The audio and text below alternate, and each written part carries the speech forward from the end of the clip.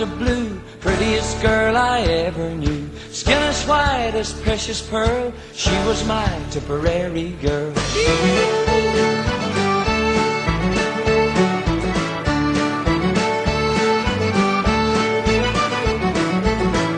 She just chanced to pass me by, pretty as a peach in a pumpkin pie, fresh as a flower in full bloom, sweet as a sunny summer's afternoon.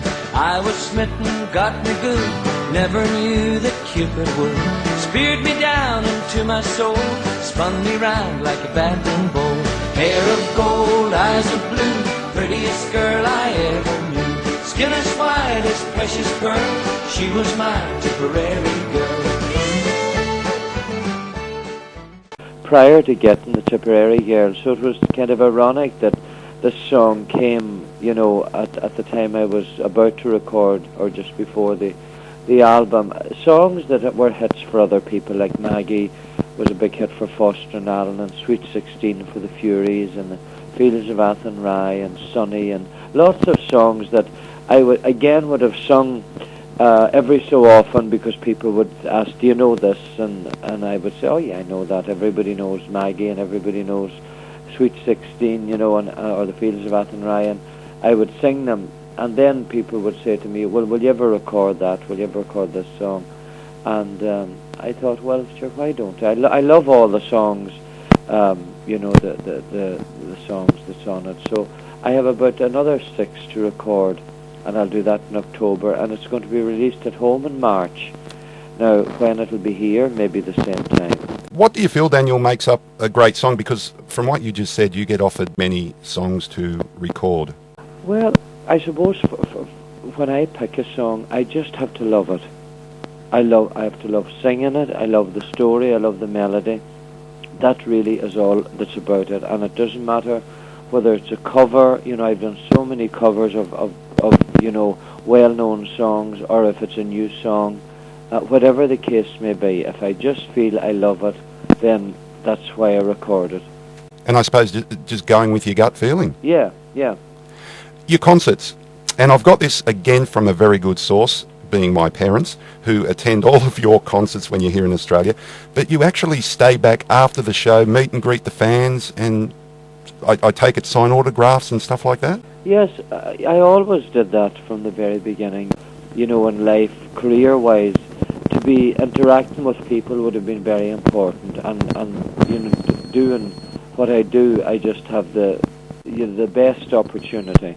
So, and plus the fact that, you know, it's the audience that has allowed me to enjoy the career, and it's they who have supported me. So, if, I mean, all of them, everybody at the show doesn't, you know, don't wait to say hello, but some people like to, you know, to meet singers, or you know, if you enjoy somebody. I know from my own point of view, there's people that I like singing, and I like to be able to say hello to them. I don't even know, it's not that I expect anything from them when I meet them, but I just like to meet them and maybe tell them how I enjoy the music.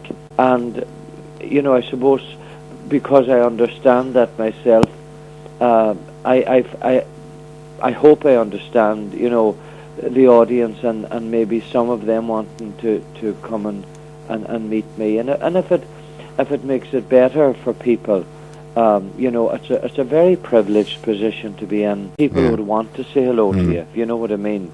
Do you ever get fans, Daniel, who say, Daniel, you didn't play this song tonight, that's my favourite? Oh, every night. Then you try your best to fit in, you know, what you think people would want to hear, and it's impossible to sing everything. I think you'd be there for about 3 days. Yeah.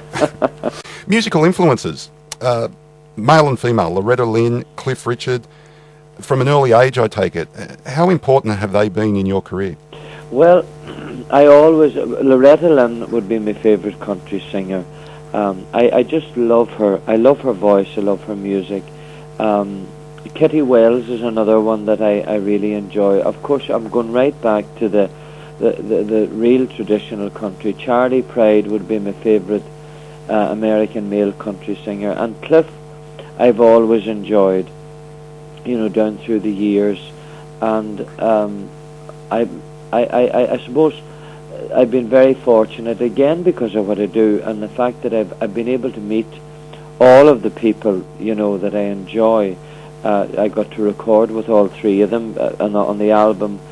Country Boy, I got to record with Loretta and Charlie, and when Cliff was doing his album of duets, he asked me if I would record with him. So, I've been very, very fortunate. I sometimes look at things and I think, God, I can't believe that. Or I listen to, when I got the songs first, and I would listen, and I'd hear me singing, and then I'd hear Cliff, or I'd hear Loretta, or I'd hear Charlie, and I think, how can that be that I'm singing with these, But I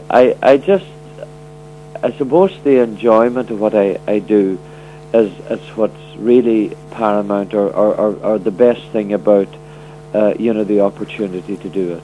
Because I read in your autobiography, and it's not a truer sentence said, that if you're doing what you love, you never work another day in your life. I know, yes. And there's so few people in the world who are in that position, to be able to say, well, I just love what I do. I never, feel, I mean, even, the journey out here and the journeys we make, I never feel any part of it thinking, oh, I wish I didn't have to do this. And I think that comes back to you meeting with the fans, because I was thinking as you were describing that, how much discipline that would take over 25 years in a career to meet the fans after every concert. I know, and I haven't missed many nights when it may be some nights if you're a bit under the weather or flus or whatever, that maybe that wouldn't be possible. But I haven't missed many nights when I would have to say to them, I really need to go, I can't wait. Yeah. I just feel, for me, it's a nice thing too. It's not all about.